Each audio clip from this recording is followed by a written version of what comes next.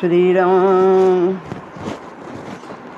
गुरुर्ब्रह्मा गुरुर्विष्णु गुरुर्देव महेश्वर, गुरु साक्षात् परब्रह्म तस्मै श्री गुरुवे नमः। तस्मै श्री गुरुवे नमः। श्री राम। अध्याय 2, 55वां श्लोक।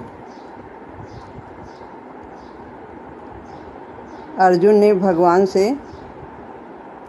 स्थित प्रज्ञ के लक्षण पूछे हैं, तो भगवान अर्जुन को बताते हैं इस श्लोक के द्वारा। प्रजहाति यदा कामान् सर्वान् पार्थ मनोगतान्, आत्मन्येवात्मना तुष्टः स्थित प्रज्ञस्तदोच्यते।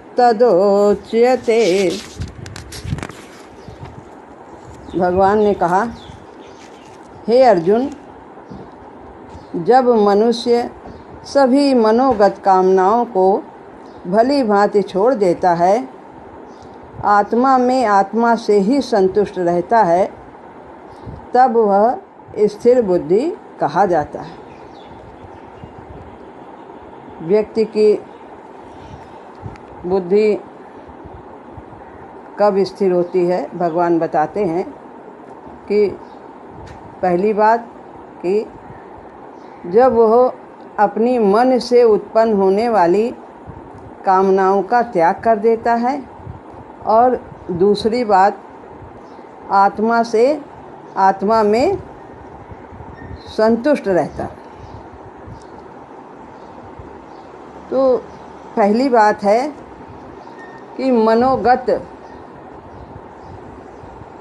यानी मन से उत्पन्न होने वाली कामना, भगवान कहते हैं प्रजहाति, उन्हें त्याग देता है। यदा माने जब, प्रजहाति यानी त्याग देता है किनको, कामनाओं को, सर्वान माने सभी, पार्थ अर्जुन, मनोगतान यानी मन से उत्पन्न होने वाली।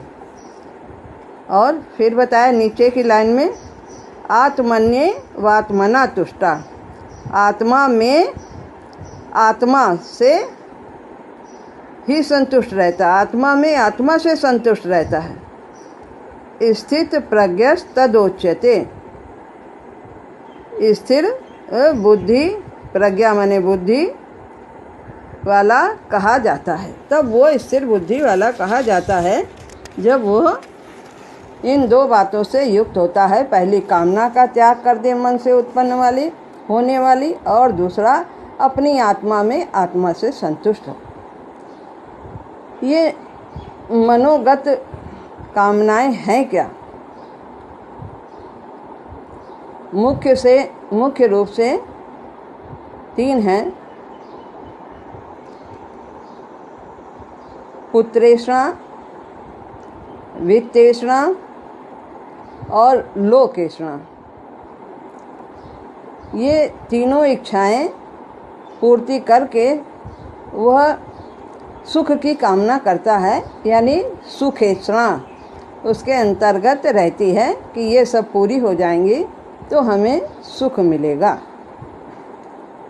ये मन से उत्पन्न होने वाली जो कामनाएं हैं, ये हमारे जीवन में बहुत गहरा प्रभाव डालती हैं,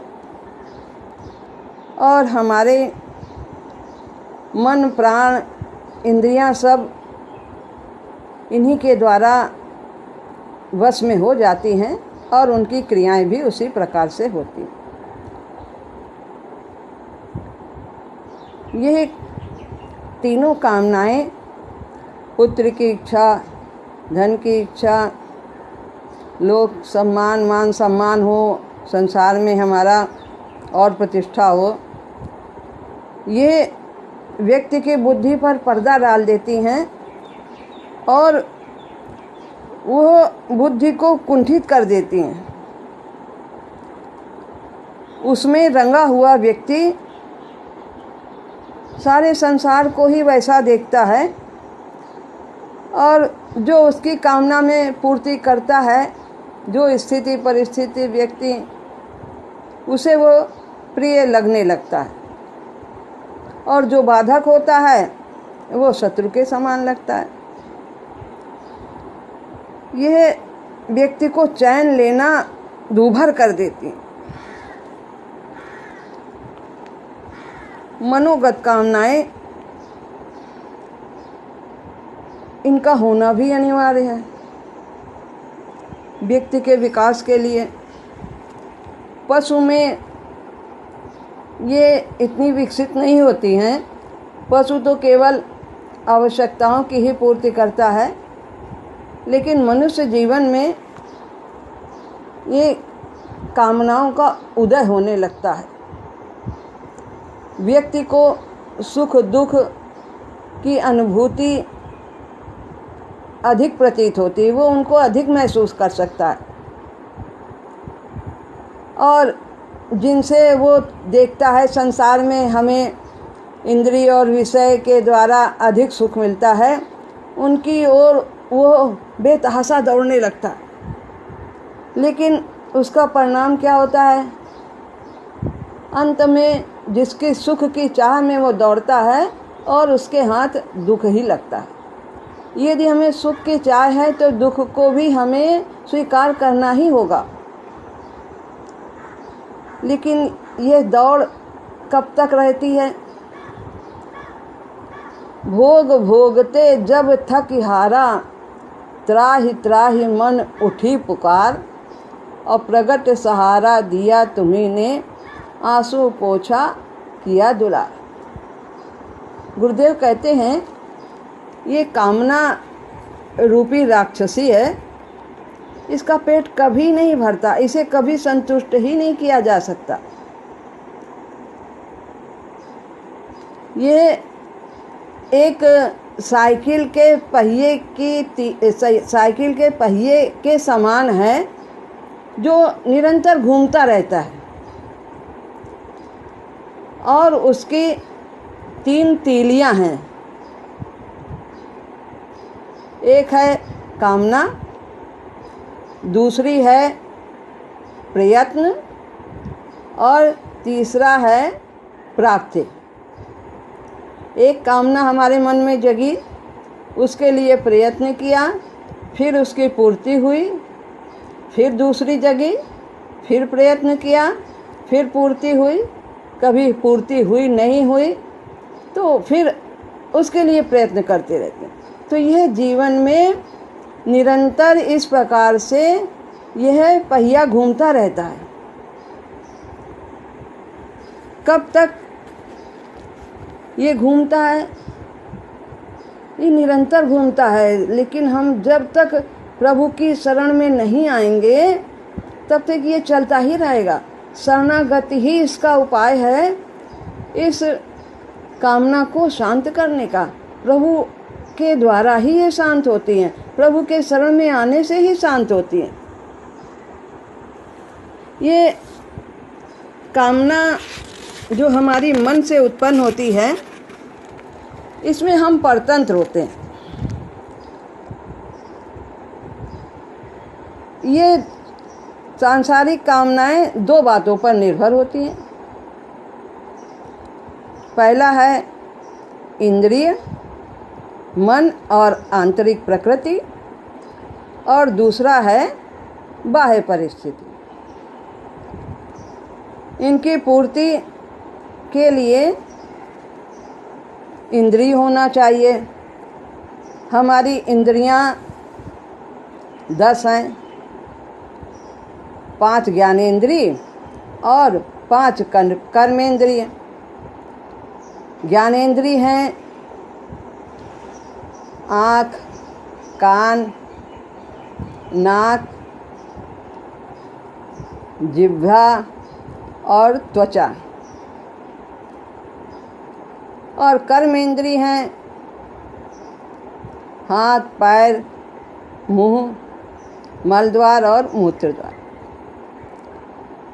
ये ज्ञान इंद्रिय के 5 विषय भी हैं। आँख का विषय रूप है, कान का शब्द है, और नाक का गंध है, जिह्वा का रस है, और त्वचा जो 5वां है ये इसका स्पर्श है। तो ये 5 विषय हैं, 5 इंद्रियों के 5 विषय हैं। इंद्रियां विषयों की ओर दौड़ती हैं और इन विषयों के संपर्क से सुख चाहती हैं। तो पहली बात, हमारे पास ये इंद्रिय भी होनी चाहिए। आँख होगी तभी हम रूप देख पाएंगे, जिनसे हम सुंदर रूप चाहते हैं ऐसा ही दिखता रहे। कान भी यदि सुनने की शक्ति है तो यदि हम कोई भी प्रशंसा सुनेंगे तो कान होना जरूरी है। तो विषय है क्या कि विषय प्रशंसा, संगीत, ये शब्द कान का है। जिह्वा का रस है, नाक का गंध है। इसी प्रकार हम विभिन्न इंद्रियों से हम विभिन्न प्रकार के सुखों का अनुभव चाहते हैं। तो इंद्रिय होना जरूरी है। और मन भी होना है। मन ही तो सुख दुख का अनुभव करता है। अगर मन लगेगा इंद्रिय और विषय के साथ तभी हम उसका अनुभव करेंगे। कभी कभी हम खाने बैठ जाते हैं और मन हमारा कहीं है तो हम पे पता ही नहीं लगता कि हमने क्या खाया, खट्टा मीठा क्या खाया, क्या नहीं खाया, अच्छा खाया कैसा, मन कहीं और जा रहा, तो हम उस सुख का अनुभव नहीं कर सकते। और आंतरिक प्रकृति, हमारी आंतरिक प्रकृति कैसी है? हम बहुत ज़्यादा की मांग करते हैं और थोड़ा मिलता है, तो थोड़ा जब मिलता है तो हम उसमें भी संतुष्ट नहीं होते। आंतरिक प्रकृति हमारी यदि ऐसी है, ज़्यादा की चाह है और कम मिला तो हम उसमें भी कमी देख लेंगे। तो पहली बात है, ये सुख जो सांसारिक सुख हैं, मनोगत कामनाओं द्वारा उत्पन्न होते हैं, ये पहला है इंद्रिय, मन और आंतरिक प्रकृति। और दूसरा है बाह्य परिस्थिति। यदि हमारे पास कान है और रूप नहीं है, कान है और शब्द नहीं है, संगीत नहीं है, हमें कोई संगीत नहीं सुना रहा, कोई हमारी प्रशंसा नहीं कर रहा, तो भी हम उस सुख का अनुभव नहीं कर रहे हैं। तो कोई भी साधन है, लेकिन ये हमारे पास शरीर है लेकिन पैसा नहीं है, हम अच्छा खा नहीं सकते, हमारे पास धन का अभाव है, वह परिस्थिति हमारी कैसी है। तो इंद्रिय होते हुए भी यदि हमारे पास साधन नहीं है तो हम उस सुख से वंचित रह जाते हैं। इसलिए जो भी सुख हम प्रकृति के द्वारा लाभ करते हैं उसमें हम परतंत्र हैं। बाह्य प्रकृति भी होनी चाहिए, बाह्य साधन भी होना चाहिए, हमारा शरीर भी इसके लिए उपयुक्त हो। तो ये सब जो मन से उत्पन्न होने वाली कामनाएं हैं, इनमें हम परतंत्र ही हैं। हम सुखी नहीं रह सकते हैं कि हम सुखी हो जाएं। भगवान गुरुदेव भगवान कहते हैं, यदि हमारा सुख दूसरे पर निर्भर है तो हम शायद ही सुखी हो पाएंगे। अब दूसरा जो है, कौन सुखी रहता है? जो आत्मा में आत्मा से ही संतुष्ट रहता है, तभी उसकी बुद्धि स्थिर होती है। ये परिस्थिति से ऊपर उठ करके, कामनाओं से ऊपर उठ करके जब हम प्रभु की शरण में जाते हैं तब हम कामनाओं से ऊपर उठते हैं और फिर हम और पुरुषार्थ करते हैं। हमारी बुद्धि प्रभु की कृपा से स्थिर होने लगती है। वह फिर कैसी हो जाती है? आत्मा में आत्मा से संतुष्ट होती है। वो बाह्य साधनों के पाने और खोने पर सुखी या दुखी नहीं होती। जब व्यक्ति की चेतना आत्मा में स्थिर हो जाती है तो वो सुखी रहने लगता है। आत्मा का क्या स्वरूप है? आत्मा आनंद स्वरूप है, वो भगवान का अंश है। और जब उसकी चेतना आत्मा में स्थित हो गई तो बाह्य प्रकृति ऐसे उसे कुछ प्राप्त होता है या अप्राप्त होता है तो वो उनसे सुखी दुखी नहीं होती। और कामनाओं से मुक्त हुआ व्यक्ति आत्मा में पूरे संतोष को पा जाता है। उसके सुख का साधन एकमात्र आत्मा होता है। वह मन में अथवा इंद्रियों में सुख को अनुभव नहीं करता, वो आत्मा में ही विचरण करता है, उसी में आनंदित रहता है। इस प्रकार यह स्थिति तभी संभव है जब हमारी चेतना बुद्धि से परे जग जाती है। बुद्धि में तो तार्किकता रहती है, तर्क बुद्धि रहती है। वो बुद्धि, तर्क बुद्धि भगवान तक कभी नहीं पहुंच सकते। जब उससे परे विवेकनी बुद्धि जगती है, प्रज्ञा जगती है, तभी इस प्रकार की चेतना जगती है, और वो प्रज्ञा बुद्धि प्रभु के शरण में आने से ही जगती है। इसलिए हम तभी सुखी हो सकते हैं। श्री राम।